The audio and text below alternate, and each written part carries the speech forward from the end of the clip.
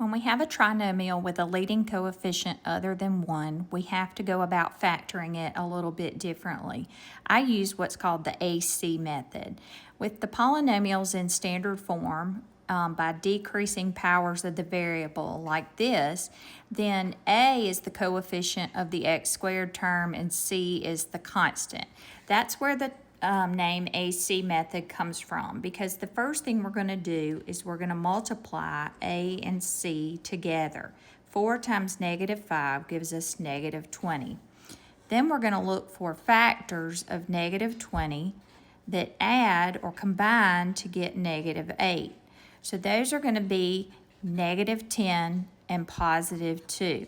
Now those two numbers let me know how I'm going to split up this middle term. I'm going to take -8x and I'm going to split it into two terms with these numbers as coefficients. Now it does not matter what order we write these in. I'm just going to put them in the order I have them here, -10x plus 2x. Now I always tell my students they need to make sure that these combine to give them this, because we're not changing any values. We're just splitting the middle term into two separate terms. Now we're going to bring our first term down just like it is. We're going to bring our last term down just like it is. What we've done is we've taken a trinomial and turned it into a polynomial with 4 terms. The reason we do that is because we've now created a problem where we can factor by grouping. So I'm going to group the first 2 terms together and the last 2 terms together.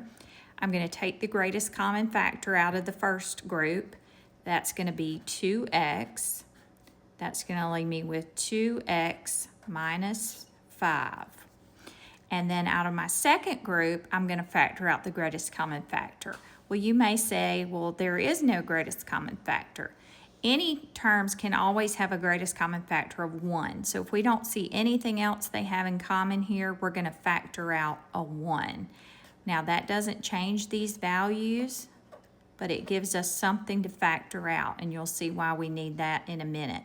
Now these two have this binomial of 2x minus 5 in common. I'm going to factor that out, which is going to leave me with 2x plus 1. Now I have students all the time ask me, what if I put these in a different order? What if I had put the +2 first and the -10 second? Well, let's see what would have happened.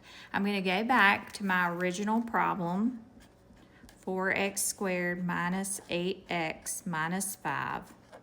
And when I split the middle term, this time I'm going to put the +2x first and the -10x second.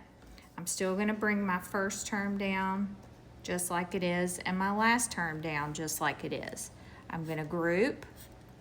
This time, out of my first group, my greatest common factor is again 2x, but that will leave 2x plus 1 when I factor that out.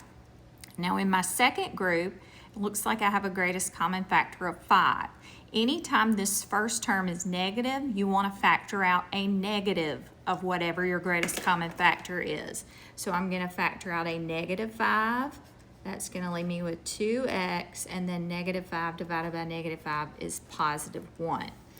All right, we see that we have the 2x plus 1's in common, so I can factor out the 2x plus 1, and it will leave me with 2x minus 5. So you see I got the same answer, just in a different order, which is no problem because multiplication is commutative. So it does not matter what order you write these two numbers in when you split your middle term.